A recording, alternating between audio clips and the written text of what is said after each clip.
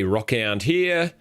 Those like myself who have purchased the $30 Founders Pack from Mavericks Proving Grounds will gain exclusive early access to the testing phase of the game known as the Forge on November 29. However, in addition to that, we also receive other things like cosmetics and citizenship and exclusive access to developer blog posts on the Mavericks Forum a week before they're made available to those who aren't founders.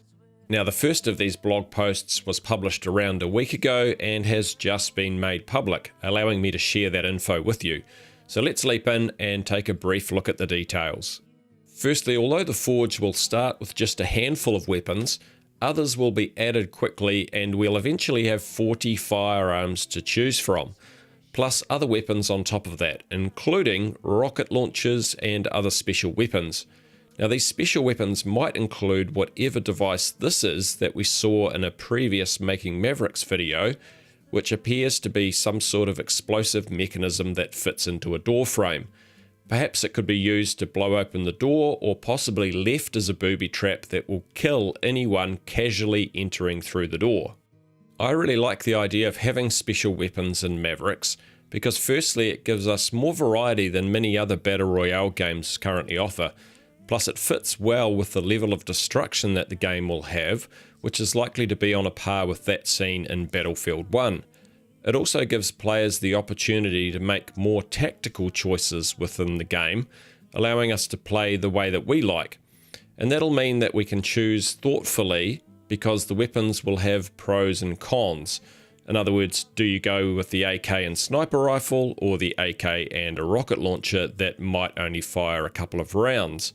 I mean, who doesn't like the idea of killing an opponent by firing a rocket into a building? The blog also goes on to talk about how one of the core pillars of Mavericks gameplay is believability. With Mavericks being set 30 years into the future, it provides some technical flexibility around the weapons, but doesn't really mean that we'll see weapons that are completely unbelievable. We'll still have plenty of common weapon customizations like suppressors, extended mags, flash suppressors, scopes and so on, and as a player, the devs said in the blog that they want us to be able to have our own style in looks and play style as well, which is great to hear.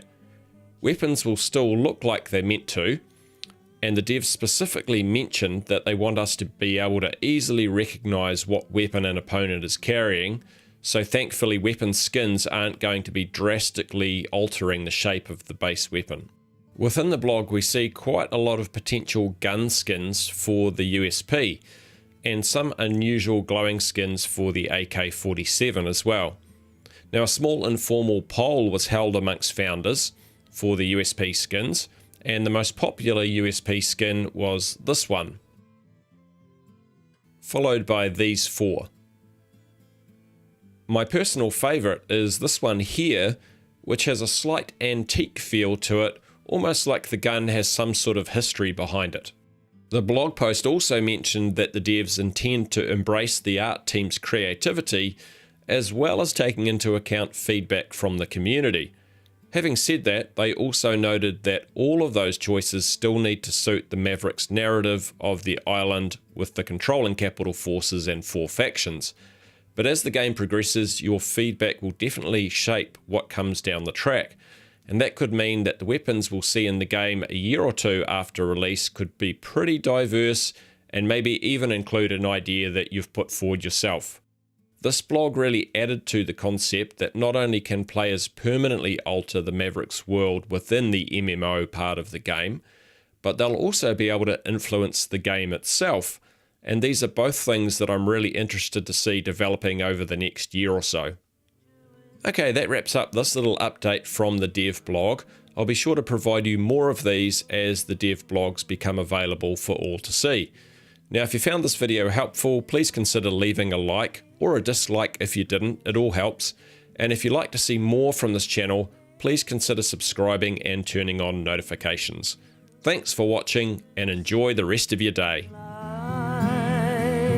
It's just the night and me.